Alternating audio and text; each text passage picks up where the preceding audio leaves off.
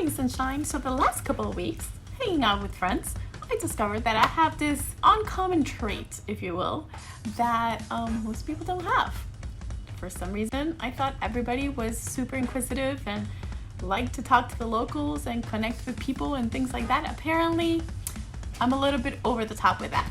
So I thought that, being that one of the reasons that I am like this is because of the Worldschooling aspect of our life, I thought I'd start making a couple of videos on this. So I'm creating a little series within the channel. To me, Worldschooling comes along with the curiosity. And one of the things that I try to teach my kids is to enjoy learning, or how to learn, right? How to be curious enough to do the research, ask the questions, and really explore every little thing that there is to explore and all the experiences that we have along the way. Now, I truly believe in education that targets body, mind, and soul. So today I'm going to take you through 3 things that we have done while in Merida, Mexico that have catered to all these 3 things. And hopefully in every episode of the series, I can show you how I cater to all 3 parts of the child. I am very excited, so let's go! If you're new to my channel, hi, my name is Karen, and my daughters and I have been living on the road for the past 3 years, exploring, working, and learning through discovery.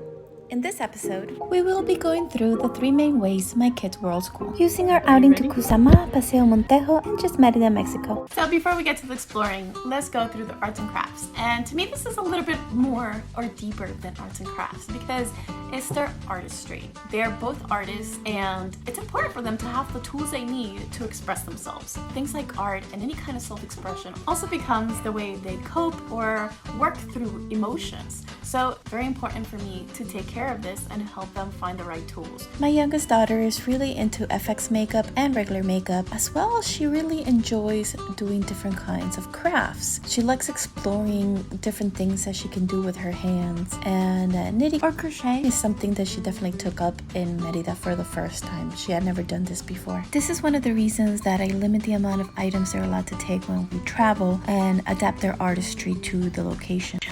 My older daughter is a singer-songwriter as well, really enjoys drawing portraits and murals and her own version of manga.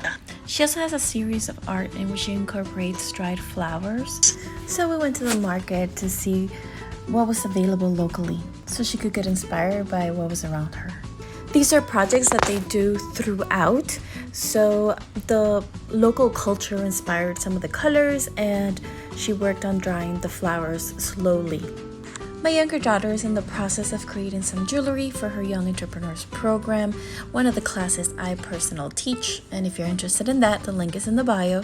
So we went to a local store to see what was available and if anything inspired her. We don't really stop Zoom classes when we're on the road.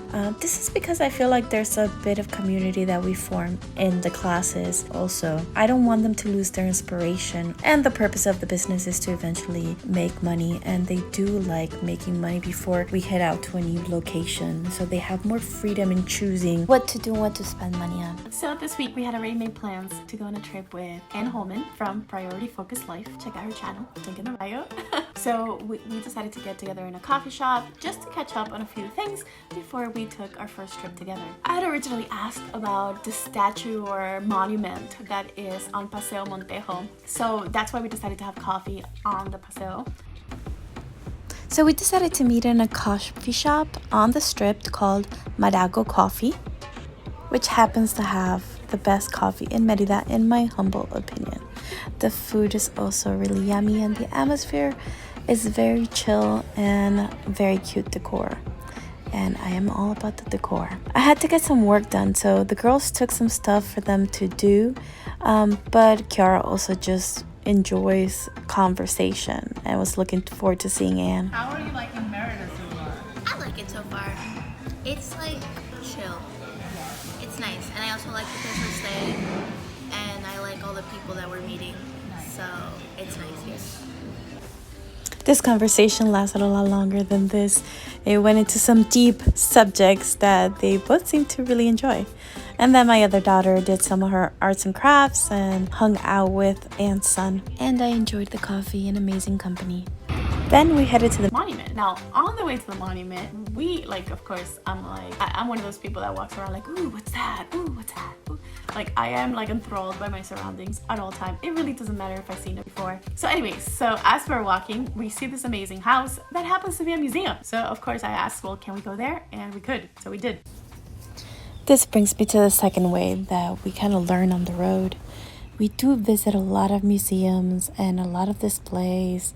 Our favorites are living museums in which people reenact or are dressed in the costumes of the time, or anything that it's so exciting that it will make them either remember or create an interest within them to actually like research more after we're done with the museum. This particular museum had the writings in English and Spanish, and my kids are bilingual, so they're able to read both. But we also really like to ask questions. I feel like there's always a little bit more that the people can share with us than what is written in the plaques. And some museums in Merida, I have noticed, don't even have much written information available. So it's very important to us to actually ask questions and, get to know the people that have been living these places for a very long time and know the history that has been passed down. To me, museums are a way to learn history being submerged in the culture. And there's no better way to actually get a grasp of what it is that you're learning than actually experiencing some piece of it or getting a visual representation of the way they used to live. After enjoying the cool breeze in the basement of the museum, we kept going towards our final destination, which was this monument. I had seen it driving around in the Uber, but I wanted to get up close and personal. And it seemed like a more modern take, like inspired by, as opposed to a Mayan monument. But it was so intriguing, like the artistry behind it was really beautiful. And again, something really interesting for the kids to learn.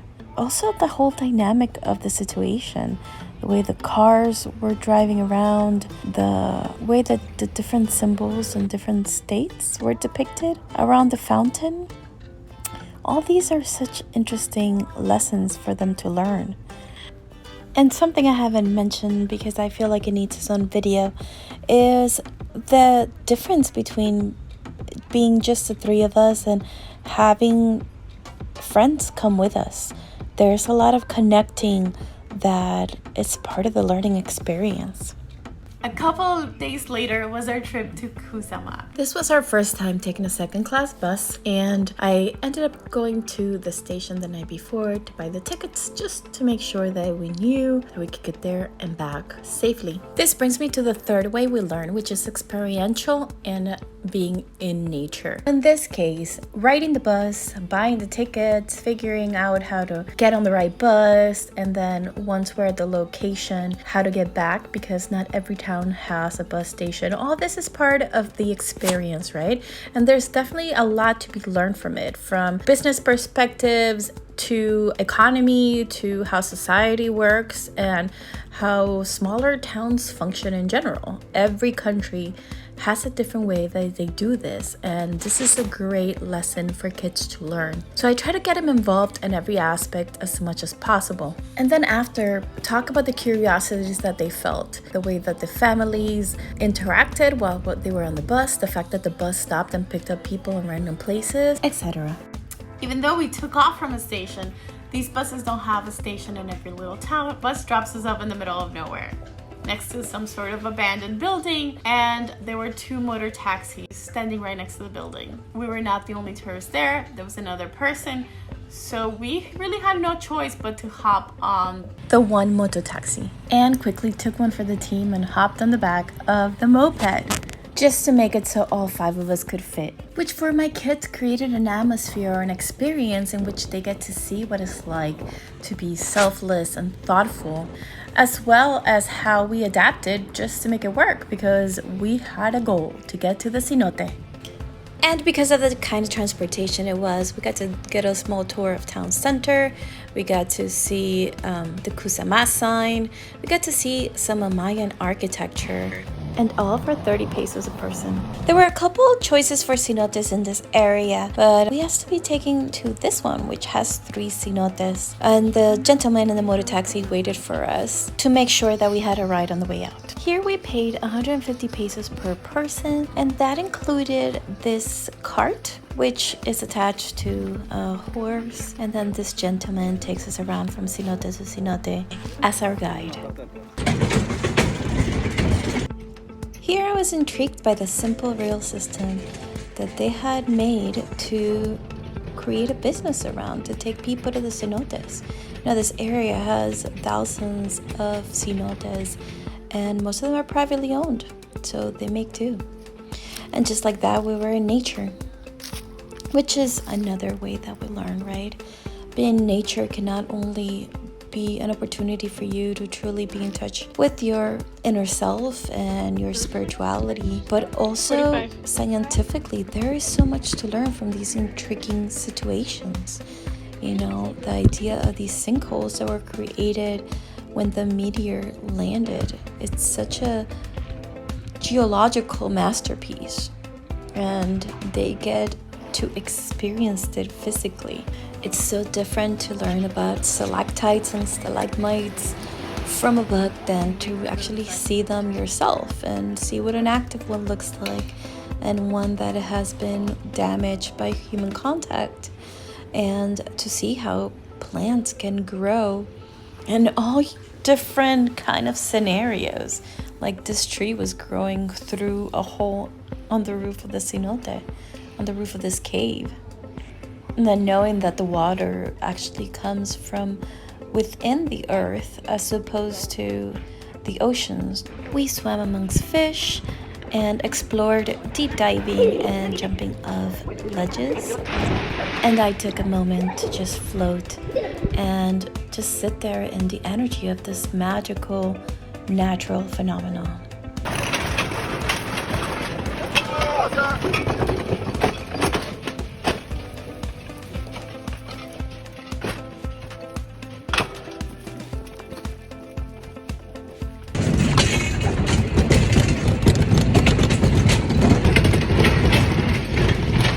The second cenote was in a deeper cave, so the way down was a little bit more questionable and exciting.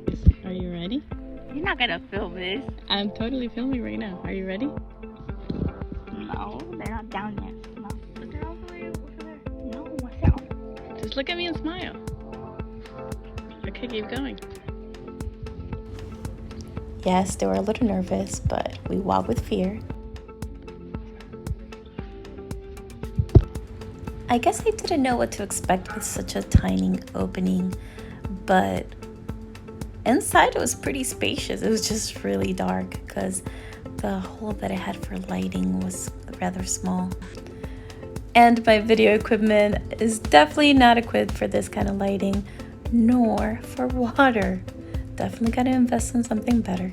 Now, we had found the cenote because it was listed on a blog. In the blog, it also suggested we bring carrots for the horses. But apparently, these horses are not used to eating carrots. They only know how to eat feed. So even though we tried, and even our guide tried to feed it a carrot, it was not having it. This was actually a young horse. He described it as a teenager. So he was changing his teeth, and this probably didn't feel so great in his gums. The last cenote we visited was a cavern, and I say this because it seemed to be active. It was still growing stalactites and stalagmites, but this is not confirmed information because I couldn't ask the guide as he was too far. The opening to the cenote was just as steep as the previous one, but the cave itself was very different as it got zero sunlight naturally in. The little light that we had was just through light bulbs connected to a battery that was powered by the sun outside. Inside, there was an area that looked like a ceremonial space. And yes, terrible video quality, but in some instances I caught a little bit of shine. It made me think that the cave was still active. Hopefully my images are enough to get you to experience it for yourself. By the end, we were starving, and this was the only food booth they had, so we purchased some delicious tortas. And she was accommodating enough to make me just a tomato one. At the end, the moto taxi had waited for us while we were at the Cenotes and then drove us back to the town center of Cuzama. But the last bus had taken off at 3 o'clock, even though we had been told that it would take off at 5. So another moto taxi offered to take us to a town over where he was sure we would be able to catch a bus, and this was a 30-minute ride, which the 5 of us made work because we needed to get back to Merida. And it turned out to be really beautiful. The sun was starting to set, so the breeze was starting to get cooler, and my daughter even said that it was one of her favorite parts of the trip. It also gave us the opportunity to see a new town that happened to have a ruin within its town center. And here comes Mommy's lesson. Even though I enjoyed every moment of it, it was still stressful not being sure if we were gonna get home. So this moment was full circle and made me very happy. If you have any questions about any of the things I mentioned, don't hesitate to ask in the comments. And don't forget to like and follow if you want to see more of our adventures and all the things we learn along the way. Thanks for joining. Bye!